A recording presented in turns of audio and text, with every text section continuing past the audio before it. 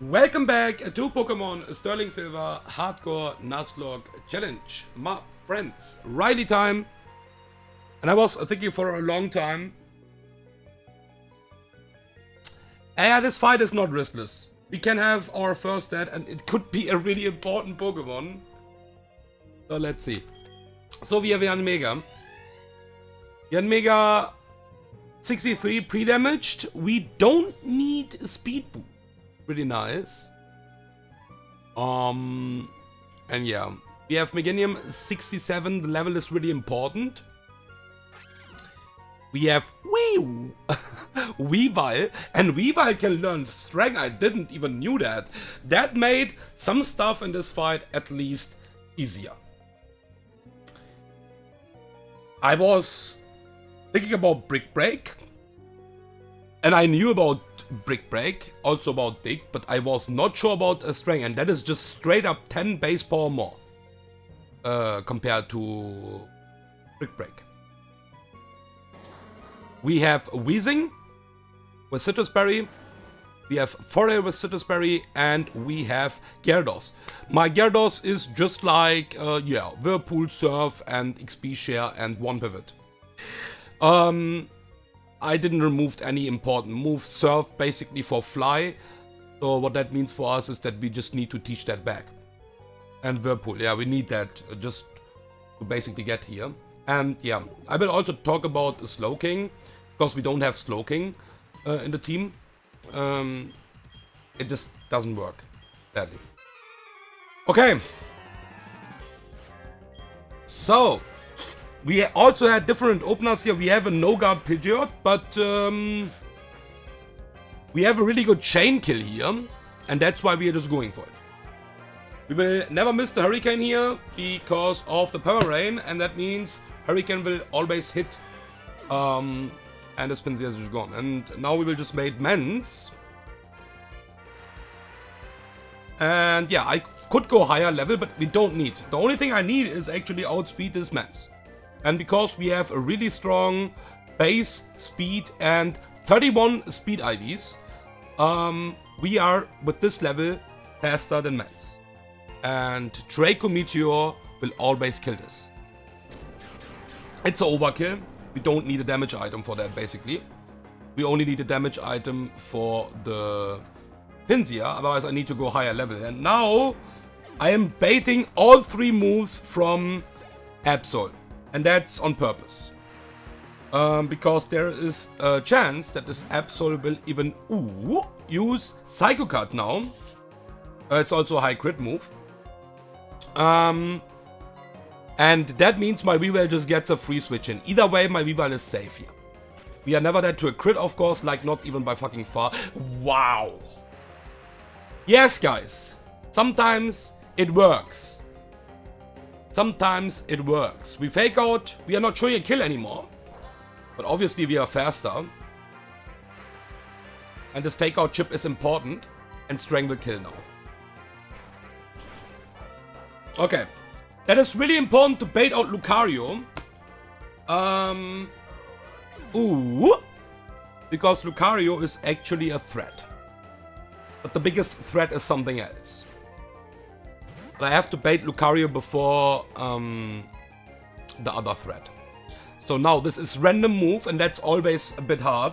Random move, Flash Cannon, Aura Sphere. The good news is we have a really good switch in for that.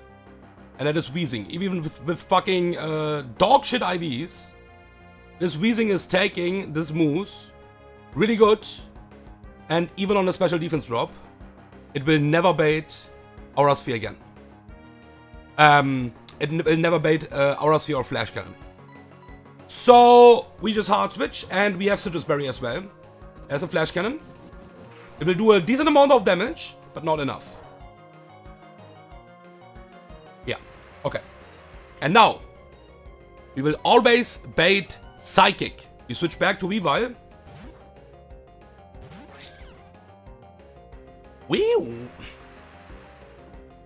We fake out. And that we have Strength is so good. Otherwise I need Life Orb. And then it is threatening. Because we would die to at some point to E-Speed if Absol would crit us. But because we don't need the Life Orb and the Black Belt is enough. Oh, attack boost! I mean, it doesn't really matter because we need to switch out, but what the fuck? Yeah, and now this is obviously guaranteed superpower because we didn't got any damage. This is guaranteed superpower. That's really important because this is the scariest mon by far. So we will go to Gyarados because this will not bulk up on the switch in. That would be really bad. We don't want to have the bulk up on the switch into Gyarados already. So this is Intim. We always survive the move. Even if this crits, it's doing a decent amount of damage, but we always survive. And now we could get a free switch in here. It is Intimidated. And I will use Meganium against that Pokemon. That's my best bet. The problem is Slowking is just on any level, because sometimes it is like that if you just like change the level. Also my defensive IVs with Slowking are really bad. So we are getting 45% nearly from superpower. Yeah, this is just disgusting. This is plus attack, Poliwrath. And yeah, it can perma-flinch me, because Waterfall and superpower highest roll is the same. What we are gonna do now is we are 67 with Meganium. And we are looking at bulk up right now.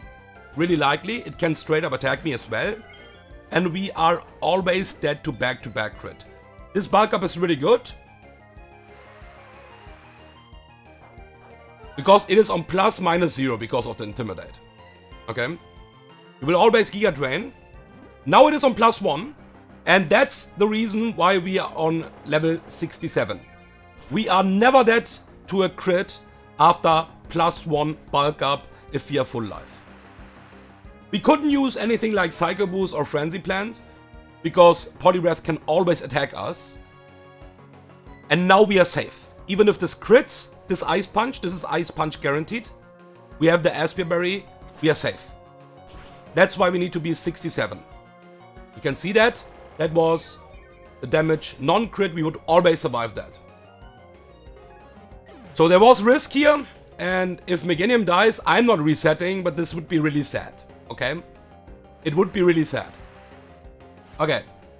Metagross last, that's always important in my opinion. This can get the attack boost now. And yeah, I will talk about why I need to use Meganium instead of Venusaur. Venusaur is just proccing Switch AI. Venusaur was actually better for this matchup. Because we could go 66, I think. And always bait superpower. So we are not even getting Waterfall Flinch. And because we are thick fat, we are not betting Ice Punch. We could go Black Sludge and just double Giga Drain, kill it. But yeah, because we are slower, we can trigger Switch AI from Metagross because Metagross have a super effective move. And then we have a big problem. That's why Meganium was just the better Pokemon here. This can, like I said, get attack boost here. It's fine. Forretress always beats this, even after attack boost. Okay, no attack boost. The counter, straight up. Because this is always consistent EQ. And even if this would be attack boost, it will still go for EQ. And because of the Citrus Berry, we are not dying to 2 EQs. It would do more damage, so it gets also more damage from counter. And it would always die on the second EQ. So we were super safe against that. Yeah, like we can see, like if this gets an attack boost, EQ is just doing straight up more damage. It would always die. And the first EQ after the Meteor Mash boost would straight up proc the Citrus Berry already. And we always survive the second EQ, basically. I calc that really carefully. Okay. Forretress is amazing. Deathless Riley is hype. For sure. But that was not riskless. I think that was a risk, again, after so many fights. I think Clarence had a similar risk. But we are talking about a really unlikely thing, at least. Because that means Poliwrath needs to, on the switch-in, like, I switch to Gyarados. It is always superpower. Then it needs to use an attacking move on the switch-in to Meganium. and then back-to-back crit. And that makes it dangerous. But otherwise, it is not dangerous. So that's why I was 67, so we always survive after +1, because the maximum it can get is +1, because it is intimidated. And that means we always survive the Ice Punch crit on +1. Thank you for watching, and that's it for today. Good night, and see you guys in the next fights.